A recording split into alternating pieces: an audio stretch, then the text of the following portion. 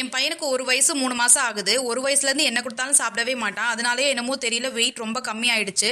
எல்லாரும் கேள்வி கேட்க ஆரம்பிச்சிட்டாங்க. அப்பதான் என்னோட பாட்டியை நான் ஊர்லேருந்து வர வச்சேன். அவங்க கிட்ட கேட்டு பையனுக்கு என்ன கொடுத்தா சாப்பிடுவான்னு கேட்டு தெரிஞ்சுக்கிட்டு அதுக்கேற்ற மாதிரி சாப்பாடு ப்ரிப்பேர் பண்ண ஆரம்பித்தேன்.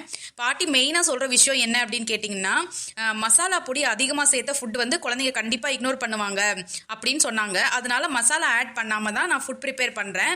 இப்போ அழாமல் ஓடாமல் ஒழியாமல் சாப்பிட்றான். ஒரு பாத்திரத்தில் கொஞ்சமாக ஆயில் விட்டு அதில் கொஞ்சம் கடுகு போட்டு கறி லீஃப் கொஞ்சமாக போட்டு நம்ம கட் பண்ணி வச்சிருக்க அந்த வெண்டைக்காவையும் ஒரே ஒரு பச்சை மிளகா மட்டும் ஆட் பண்ணி நல்லா வதக்கணும்.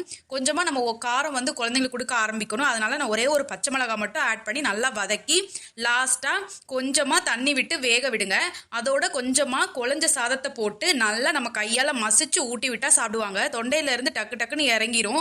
ஏன்னா வெண்டைக்காய் வேற நல்லா வளவளன்னு இருக்கும்ல, அதனால டக்குன்னு இறங்கிரும். அவங்க எதுவும் சாப்பிடலன்னா நமக்கு அது ஒரு ஸ்ட்ரெஸ்ஸாகவே இருக்கும். ஸோ இந்த மாதிரி கொடுத்தா கொஞ்சம் சாப்பிடுவாங்க.